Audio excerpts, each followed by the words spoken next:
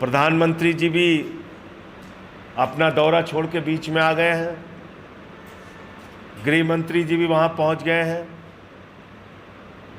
मैं केंद्र सरकार से मांग करता हूं कि आप सभी दलों को विश्वास में लीजिए और एक विपक्षी दलों की बैठक बुला के इस पे आप क्या कार्रवाई कर रहे हैं या पूरी घटना क्या हुई है, कैसे हुई है, कहां फेलियर हुआ है, उसकी जानकारी देश के विपक्षी दलों को और उनके नेताओं को भी सरकार दे। और जो भी आप कार्रवाई करना चाहते हैं, इनको मुंहतोड़ जवाब देने के लिए, उसमें हम सब लोग आपके साथ हैं।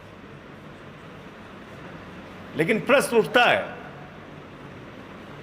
जब हम लोगों ने बार बार कहा, चिल्ला चिल्ला कर कहा कि पैसे को प्राथमिकता मत दीजिए, भारत की सेना इस राष्ट्र का गौरव है, सेना की भर्ती में कोई हीला हवाली मत कीजिए। हमने बार बार इस बात को कहा कि सेना की संख्या कम मत कीजिए।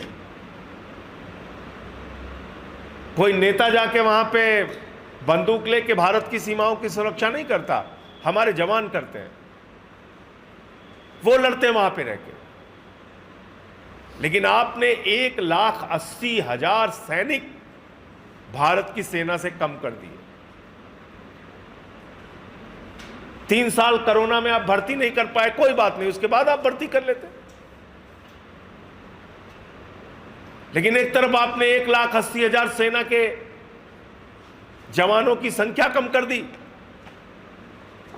दूसरी तरफ आप 4 साल के अग्निवीर की योजना लेके आ गए। अग्निवीर की योजना का विरोध पूरे देश के नौजवानों ने किया, हरियाणा हो, उत्तर प्रदेश हो, राजस्थान हो, बिहार हो, झारखंड हो, सब ने किया कि भाई जवानों के जिंदगी के साथ खिलवाड़ मत कीजिए और ये 4 साल की नौकरी के बजाय जैसे उनकी भर्ती होती थी उस तरह से उनकी भर्ती की जाए। लेकिन आप नहीं माने, हमने बार बार आपसे कहा। तो लोग अपनी जरूरतों को कम करके भी प्रधानमंत्री का खजाना भरने को तैयार है और भर ही रही है इस देश की जनता टैक्स के नाम पे खजाना। कम से कम सेना को कमजोर मत कीजिए, सेना की संख्या कम मत कीजिए, कम से कम ये अग्निवीर की भर्ती को खत्म करके जैसे सैनिक पहले भर्ती होते थे उस तरह की भर्ती कीजिए। तो ये विषय भी मैं चाहता हूं कि अब इतनी बड़ी घटना हुई है तो सरकार को इसकी ओर पुनर्विचार करना चाहिए।